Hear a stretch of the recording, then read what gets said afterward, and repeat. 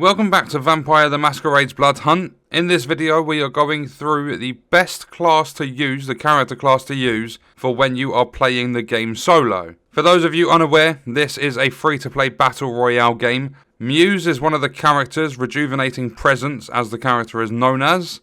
And I'm going to say, by a long shot, this is the best character class for solo play. So with the other characters, you have Brute, who's a frontline defender.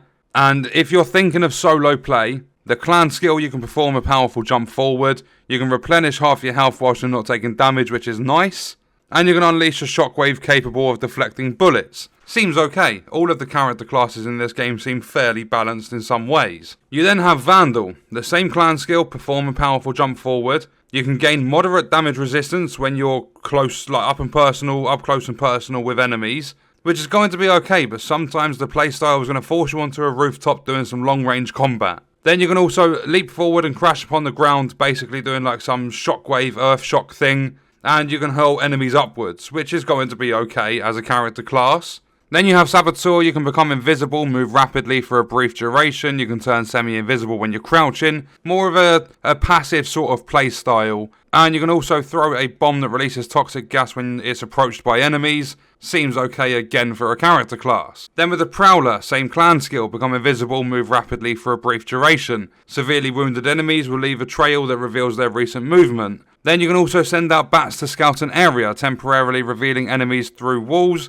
And it goes the same across any character class in any game in the world. It's all opinion based. Some people might absolutely love the idea of Brute being able to powerfully leap forward, replenish half your health whilst you're not taking damage, and have a shockwave that's capable of deflecting bullets. You never know, but my opinion, after the Prowler you've got the Siren, which is the same clan as Muse, but Kindred Charm. Nearby civilians are charmed. I don't think you're going to be spending too much time searching for civilians, especially when you're in the late game, so that's going to be irrelevant when you're towards the end of a match. And then with Blinding Beauty, which is the archetype skill for Siren, you slowly erupt into pure beauty. You blind and damage all nearby enemies. Could be helpful. But with Muse, the clan skill is to send out a projection of yourself, which you can dash to, so basically teleport to. With the passive skill for Muse, you instantly refresh your cooldowns and enable the use of powers when you are downed. And then with Rejuvenating Voice, being the archetype skill,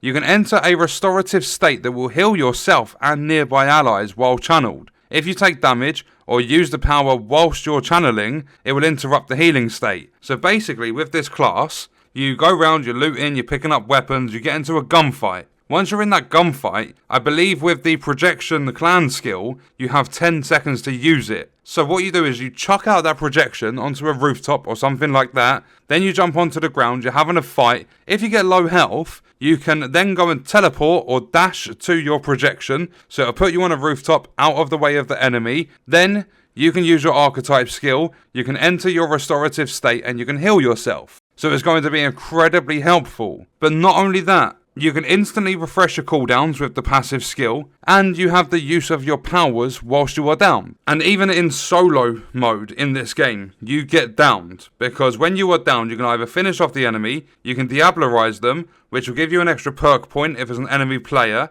You can do it to humans to get the perk point, like the perks out of them from their blood resonance.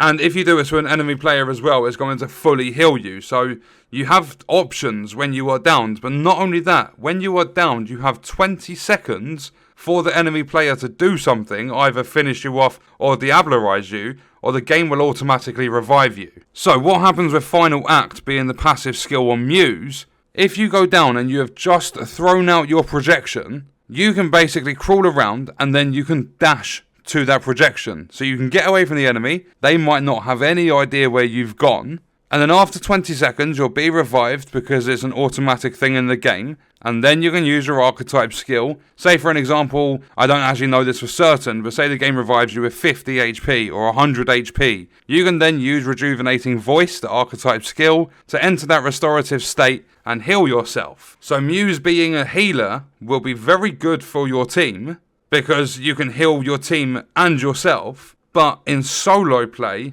Muse is going to be so helpful just because you can use your powers when you're downed, You can send out the projection, get into a fight, gets a little bit sticky, like you're in a sticky situation. You can dash out of there within 10 seconds.